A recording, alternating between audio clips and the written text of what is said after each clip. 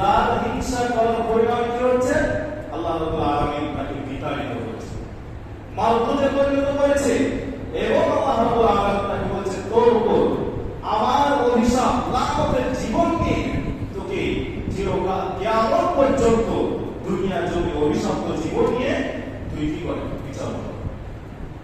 তাহলে হিংসার সূচনা সেখান থেকে শুরু হয়েছিল। সে কি বলেছিল? আমি হচ্ছে আগুনের তৈরি আর সে হচ্ছে সামান্য মাটির তৈরি, আমি তাকে চেষ্টা করবো না। আল্লাহ রাব্বুল আলামিন সেটা তুলে ধরেছে। কেন? তার হৃদয়ের ভিতরে, তার অন্তরে হিংসা জন্মগ্রহণ করেছে। হিংসার কারণে সে আদম আলাইহিস সালামকে চেষ্টা করে, আল্লাহর কথাকে সে অবাধ্য করেছে, অমান্য করেছে। আল্লাহ রাব্বুল আলামিন দুনিয়া জমি সর্বপ্রথম যে হিংসার সূচনা হয়েছে সেটাও মহান আল্লাহ আলামিন তুলে ধরেছেন।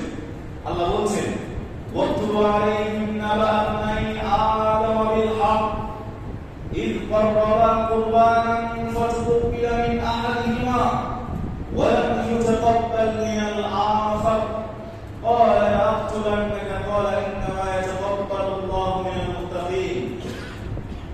আল্লাহ রাব্বুল আলামিন বলছেন তাদেরকে স্মরণ করিয়ে দাও আদম আলাইহিস সালামের সেই দুই পুত্রের ঘটনা।